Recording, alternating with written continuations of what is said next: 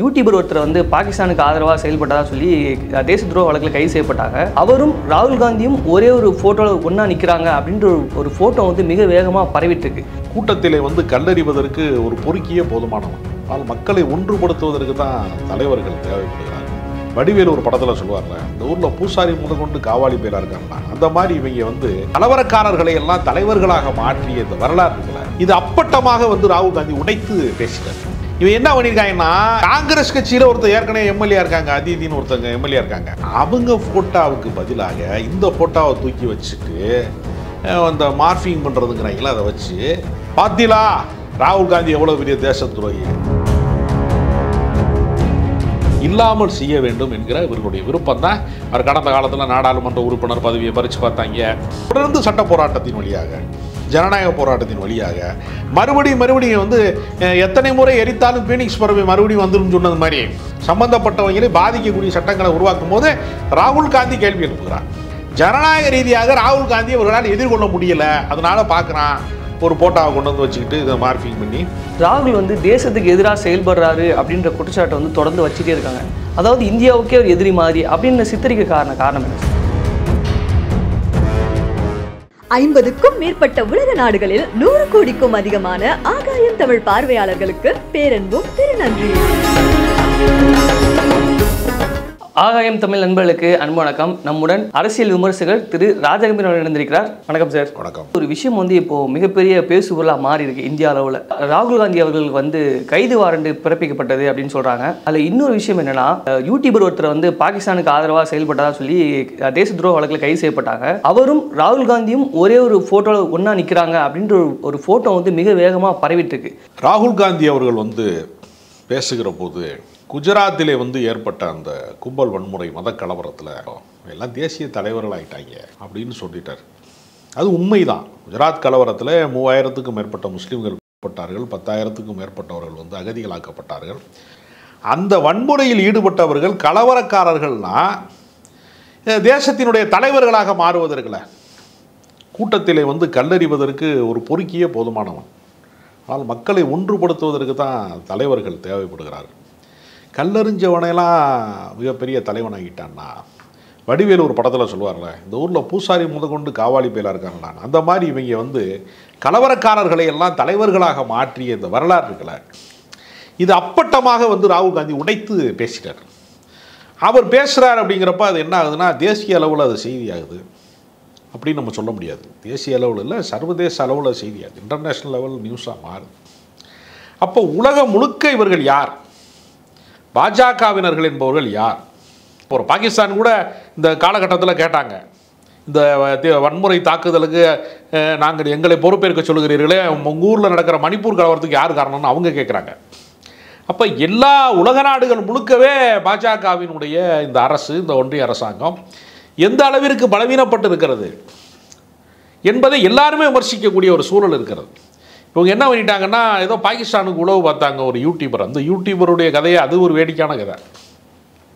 அவங்க உலகம் முழுக்க டூரிஸ்ட்டு போகிறது சம்மந்தமாக வீடியோ போடுற ஒரு கேரக்டர். இப்போ நீங்கள் நமக்கு தெரியும், யூடியூபர்களில் பல பேர் இருக்காங்க. சில பேர் ஹோட்டலாக போய் தின்னுட்டு, இந்த கடையில் வடை நல்லாயிருக்கு, இந்த கடையில் பாயாசம் நல்லாயிருக்கு, இங்கே வந்து காப்பி நல்லா இருக்குன்னு சொல்லி தராங்க ஒரு குரூப்பு. ஓசியில் தின்னுட்டு அவங்ககிட்டே காசு வாங்கிட்டு வந்துடுவாங்க. இது ஒரு வகையான யூடியூபர். தின்னி பண்டாரமாக திரிகிறாங்க கொஞ்சம் பேர். இது ஒரு டூரிஸ்ட் பிளேஸில் போய், இந்த ஊர் இங்கே பாருங்கள், இந்த ஊரில் பாருங்கள் அருவி கொட்டிக்கிட்டு இருக்கு, இந்த ஊரில் பாருங்கள் மலர்கள் வந்து எப்படி இருக்குது, மலர் கண்காட்சி எப்படி சூப்பராக இருக்குது, இந்த ஊரில் போய் நீங்கள் வந்து இதில் இருந்தீங்கன்னா, குளிர்ச்சியில் இருந்தீங்கன்னா பிரமாதமாக இருக்கும், இங்கே ஹனிமூன் போனீங்கன்னா சூப்பராக இருக்கும் அப்படின்னு சொல்லி சொல்கிறவங்க ஒரு குரூப் இருக்காங்க. இந்த வகை யூடியூபர் தான் வந்து அவங்க அந்த மல்கோத்ராங்கிறவங்க, ஜோதி மல்கோத்ராங்கிறவங்க வந்து ஒரு சர்வதேச அளவில் யூடியூபர். அவங்க எப்பயோ போட்ட ஒரு யூடியூப்பில் வந்து பாகிஸ்தான் சுற்றுலா பற்றி ஏதோ போட்டிருக்காங்க. உடனே என்ன பண்ணிட்டாங்கன்னா, வந்து இராணுவ ரகசியம் எப்படி யூடியூபருக்கு தெரியும்? இராணுவ ரகசியம்லாம் தெரிஞ்சால் யூடியூபராக இருக்க வேண்டிய அவசியமும் கிடையாது. அது ஒரு வழக்கை போட்டு விட்டாங்க, என்ஐஏவுடைய வழக்கு. அது நீதிமன்ற வழக்கு போட்டு, ஆமாம், நீதிமன்றத்தில் அது நிற்குமா நீடிக்குமான்னு தெரியல. ஏன்னா வதந்திகளை யார் வேண்டுமானாலும் சோசியல் மீடியாவில் பரப்பிடலாம், இல்லை மெயின் ஸ்ட்ரீம் மீடியாவில் கூட பரப்பிடலாம். நீதிமன்றத்தில் போய் புரணி பேசுறது, வதந்தி பேசுறதுக்கெல்லாம் ஆதாரம் வேணும்ல. இவங்களோட பேர் கெட்டு போனது தானே? அதெல்லாம் கிடையாது. அதெல்லாம் அப்படி பேர் கெட்டு போகும். நிரூபிக்கப்படாத குற்றங்கள்லாம் போகிற போக்கில் வந்து காற்றோட்டு கத்தி சண்டை போடுவது மாதிரி போகிற போக்கில் எதையாவது விதைச்சி விட்டு போயிடுவாங்க. அதுக்கு பூரா நிரூபிச்சுட்டு இருக்க முடியுமா? நீங்கள் வந்து நம்ம ஊரில் வழக்கமாக சொல்கிறது தான் ஒன்று, சூரியனை பார்த்து நாய் குறைச்சிட்டா நாய்க்கு சூரியன் பதில் சொல்லித்தான் ஆகணுமான்னு ஒரு கேள்வி இருக்குல்ல. அது பாட்டுக்கு எதுக்கு குறைக்குதுன்னே தெரியாது. சில நாய் வந்து நம்ம பைக்லேயோ கார்லேயோ போகும்போது அது குறைச்சிக்கிட்டே பின்னாடியே ஓடி வரும். அதுகிட்ட கேட்க முடியுமா, நீ ஏன் கார் முன்னாடி வரணும்னு கேட்க முடியுமா? அதுக்கு தோணுது, அது குறைக்குது. அது கொஞ்சம் தூரம் ஓடும், கொஞ்சம் தூரம் கழிச்சு சரி இந்த நாய் வேலைக்கு ஆகாதுன்னு அந்த நாய் திரும்பிடும். இது மாதிரி பல விஷயம் நடக்குதுல்ல நாட்டில். அப்போ இவங்க என்ன பண்ணுறாங்கன்னா, ஜோதி மல்கோத்ரா வந்து பாகிஸ்தானுக்கு வந்து உளவு பார்த்தாங்கன்னு ஒரு குற்றச்சாட்டு தான். அது நிறுவனம் ஆகலை, நிறுவனம் ஆகாதுன்னு வச்சுக்கோங்களேன். அப்படி ஒரு குற்றச்சாட்டு இருக்கிறது. அதை நிரூபிக்கட்டால் அது அவங்க தப்பு பண்ணியிருந்தா தண்டிக்கட்டால் அதை நம்ம வந்து எந்த தவறையும் நமக்கு வந்து முட்டு கொடுக்கறது நம்மளோட வேலை கிடையாது. இவன் என்ன பண்ணியிருக்காங்கன்னா, காங்கிரஸ் கட்சியில் ஒருத்தர் ஏற்கனவே எம்எல்ஏ இருக்காங்க, அதிதின்னு ஒருத்தங்க எம்எல்ஏ இருக்காங்க. அவங்க ஃபோட்டோவுக்கு பதிலாக இந்த ஃபோட்டோவை தூக்கி வச்சுட்டு அந்த மார்ஃபிங் பண்ணுறதுங்கிறாங்களா, அதை வச்சு பார்த்தீங்களா ராகுல் காந்தி எவ்வளோ பெரிய தேச துரோகி அப்படி. அது மட்டும் இல்லை, அமலாக்கத்துறை மூலமாக வழக்கு போட்டிருக்காங்கல்ல, நேஷனல் ஹெரால்டு. அது வந்து நேரு காலத்துக்கு முன்னாடி உள்ளது, சுதந்திரத்துக்கு முன்னாடி உள்ள பத்திரிக்கை, அவங்க நிறுவனம் நடத்துனது. அதுக்கு வந்து அந்த நிறுவனத்தினுடைய அந்த பத்திரிகையினுடைய வளர்ச்சிக்கு வந்து 90 கோடி ரூபா வந்து கடன் கொடுத்தாங்க. அப்புறம் ஒரு கட்டத்துக்கு மேலே அதை வேறொரு நிறுவனத்துக்கு அவங்க விற்றாங்க. அதில் அவங்களுக்கு 140 கோடி ரூபா லாபம் வந்துடுச்சு. அதை வந்து முறையீடு பண்ணிட்டாங்க. அதை நம்ம வந்து மணி லாண்ட்ரிங்கில் விசாரிக்கணும் அப்படின்னு சொல்லி ஒரு வழக்கை போட்டு ராகுல் காந்தி வந்து என்ன இந்த தேசத்துக்கு என்ன துரோகம் செஞ்சார், இவங்க செய்கிற தப்பை சொல்லி காட்டுறாரு, வேறு ஒன்றும் கிடையாது. அதாவது எப்பொழுதுமே ஆட்சி மாற்றம் என்பது ஒரு பெரிய வித்தையெல்லாம் கிடையாது. கார்ப்பரேட் நிறுவனங்கள் கோடிக்கணக்கில் செலவு பண்ணுறவன் யார் தேர்தல் நிதி கொடுக்குறான்னா அவனுக்கு ஒரு ஜிங்குச்சா போட்டால் ஆட்சி மாற்றம் நடந்துடும். ராகுல் காந்தி என்ன பண்ணிட்டார்னா, அடிப்படையினுடைய அந்த ஆர்எஸ்எஸ்ஸினுடைய தத்துவத்தின் மீது, சனாதன கோட்பாட்டின் மீது, கார்ப்பரேட் நிறுவனங்களின் மீது, அதானியின் மீது கை வைக்கக்கூடிய விமர்சனங்களை வைக்கிறார். அதனால தான் அவரை வரவிடாமல் பார்த்துக்கிறாங்க. அவர் கன்னியாகுமரியிலேருந்து காஷ்மீர் வரைக்கும் தன் பாதங்களால் 3000 மைல்களுக்கு மேலே அவர் நடக்கிறார். அதெல்லாம் அவர்கிட்ட கிடையாது. அவர் யதார்த்தமாக இருக்கார், உண்மையை சொல்கிறாரு. இந்தியாவினுடைய பிரச்சனை எதுவோ அதை வெளிப்படைத்தன்மையாக பேசுகிறார். அவர் எங்கே பேசுகிறாலும் பிரச்சனைங்கிறான். நம்ம எல்லாருமே போரை நிறுத்துங்க அப்படி நம்ம சொன்னோம். ஏன் நமக்கு என்னென்னா, உண்மையிலேயே வந்து அவங்க எப்படி அத்துமீறி பகல்காமுக்குள்ளே வந்து தீவிரவாதிகள் வந்தாங்க.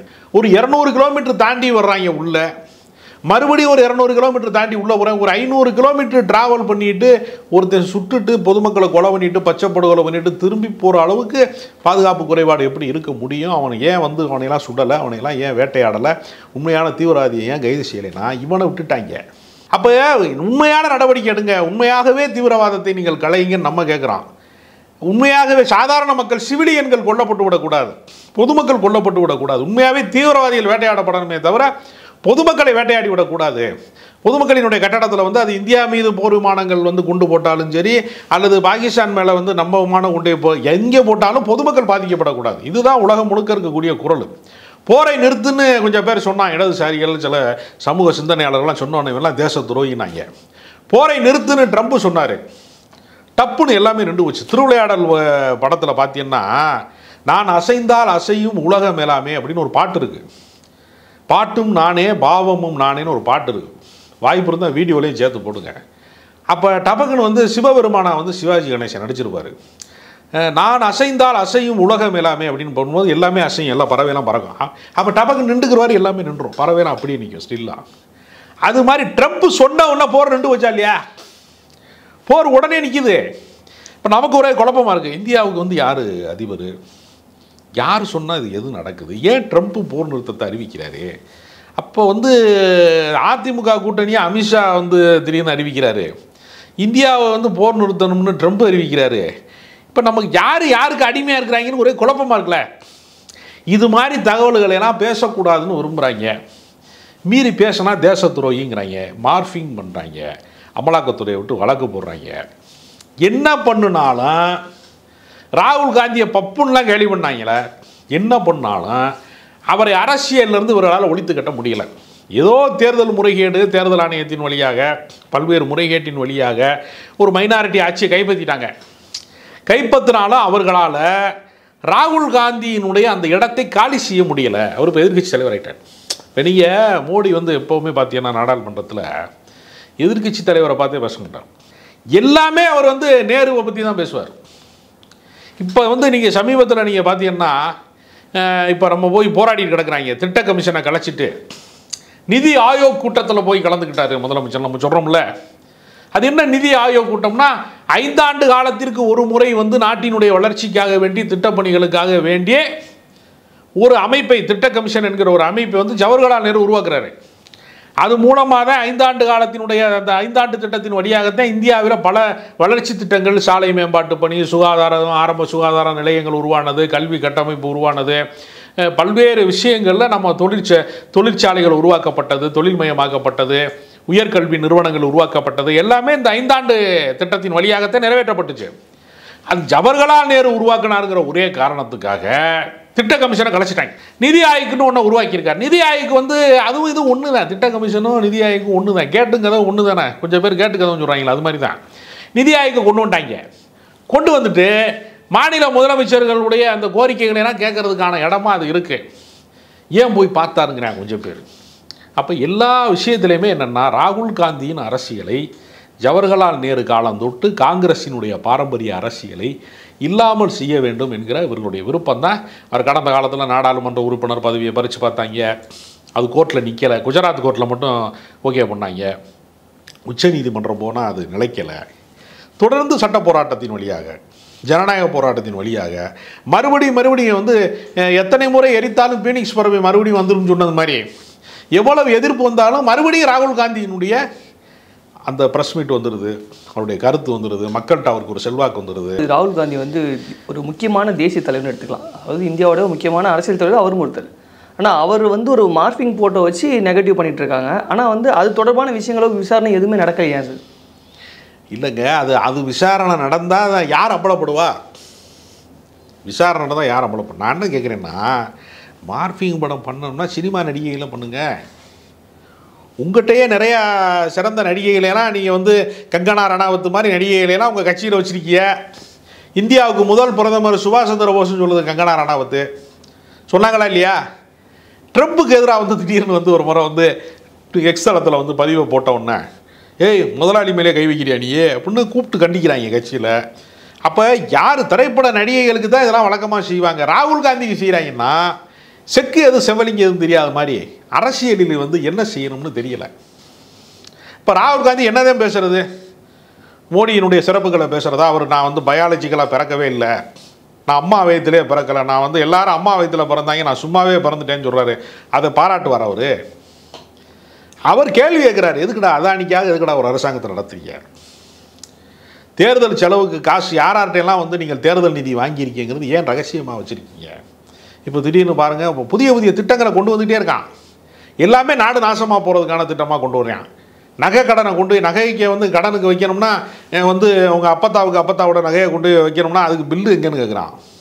புதிய சட்ட திருத்தங்களின் வழியாக திடீர்னு வந்து வக்ஃப் வாரிய திருத்த சட்டங்கிறான், வேளாண்மை திருத்த சட்டங்கிறான், ஒளிப்பதிவு திருத்த சட்டங்கிறான். எல்லா சட்டங்களும் கருப்பு சட்டங்களாக இருக்குது.